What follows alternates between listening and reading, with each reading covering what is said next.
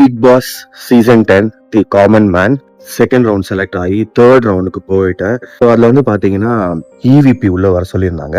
என்னன்னா இந்த கால் வந்து பார்த்தீங்கன்னா கரெக்டாக ஒரு 2 days பிஃபோர் தான் எனக்கு ஃபோன் வந்தது. 2 daysக்குள்ள நீங்கள் வந்து வந்துடணும். நாங்கள் இம்மீடியட்டாக நான் என்ன பண்ணேன்னா ஒரு ட்ரெயினை பிடிச்சி அப்படியே சென்னையில் வந்து இறங்கிட்டேன். போயிட்டா பார்த்தா ஏகப்பட்ட மக்களுங்க. போகும்போதே நான் என்ன பண்ணேன், அப்படியே ஒரு வீடியோஸ் செல்ஃபிஸ்ப்பா வாழ்க்கையில நம்ம செலக்ட் ஆகிறோமோ இல்லையோ அட்லீஸ்ட் இவ்வளோ முயற்சி பண்ணோமே. எல்லாரையும் பார்த்தோன்னே பயம் வர ஆரம்பிச்சிருச்சு. என்னடா இது, சில பேர் பார்த்தா இன்ஃப்ளூயன்சஸா இருக்காங்க, ரெகனைசபிள் ஆர்டிஸ்ட், நிறைய படத்துல சின்ன சின்ன ரோல்ஸ் பண்ணுவாங்க.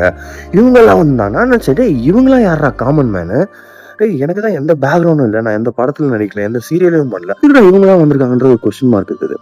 அப்புறம் அந்த மக்கள் எல்லாம் பார்க்கும்போது வேற லெவல்ல டேலண்ட் இருந்ததுங்க. அப்ப எனக்கு எப்படி ஃபீல் ஆச்சுன்னா, அவங்கள என்னென்னமோ பண்றாங்கப்பா, நான் வேஸ்ட் பண்ணானு ஒன்றும் தெரியல, ஒன்றும் வரல, ஒண்ணுமே கத்துக்கலப்பா நானு. ஸோ 5th பேட்ச்ன்றாங்க எங்களை. தேர்ட் லெவல் ஆஃப் பார்த்தீங்கன்னா குரூப் டிஸ்கஷன் கண்டக்ட் பண்ணியிருந்தாங்க. அந்த குரூப் டிஸ்கஷன் வந்து பார்த்தீங்கன்னா மார்னிங் ஸ்டார்ட் பண்ணாங்க. ஒரு விஷயங்க, சூப்பர் பிரேக்ஃபாஸ்ட் போட்டாங்க.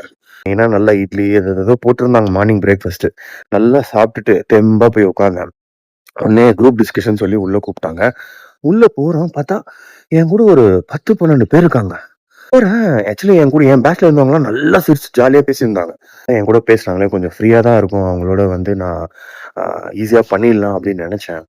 அங்க போய் பார்த்தா வேற லெவல்ல வந்து இதுவே கம்ப்ளீட்டா மாறிடுச்சு. எல்லாரும் உள்ள போய் பார்த்தீங்கன்னா கிட்டத்தட்ட ஒரு 5 to 6 ஜட்ஜஸ் உட்கார்ந்துட்டு இருந்தாங்க.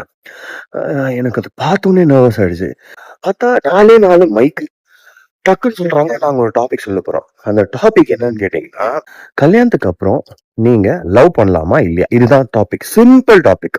இது சொன்ன அடுத்த செகண்ட் பாத்தீங்கன்னா டக்குன்னு எல்லாரும் பாஞ்சு அந்த மைக் எடுத்து கம்மன்னு பேச ஆரம்பிச்சிட்டாங்க. கல்ச்சர் பத்தி பேசுனாங்க. கல்யாணத்துக்கு அப்புறம் யார்கிட்டயும் வந்து நம்ம வந்து லவ் பண்ணக்கூடாது அப்படின்லாம் சொன்னாங்க. நான் வந்து டக்குன்னு மைக் பிடிங்க, ஏன் பண்ணக்கூடாதுன்னு கேட்டேன். சேதுபதி சார் வந்து லவ் பண்ணலையா ட்ரிஷாவை 96 ஃபிலிம்ல அப்படிலாம் சொன்ன உடனே பார்வதி என் மேல பட ஆரம்பிச்சது. மைக்குக்காக சண்டை போட்டாங்க.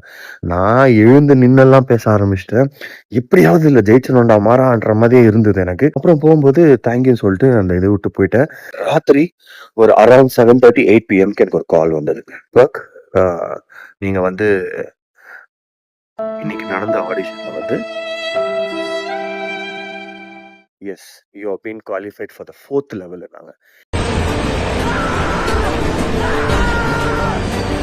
என்னால நம்பவே முடியலங்க. என்னங்க 4th லெவல் வந்துட்டேனா? ஒருவேளை உண்மையாவே நம்மலாம் ஒரு ஆளோ அப்படின்ற மாதிரிலாம் ஒரு ஃபீல் வந்துச்சு.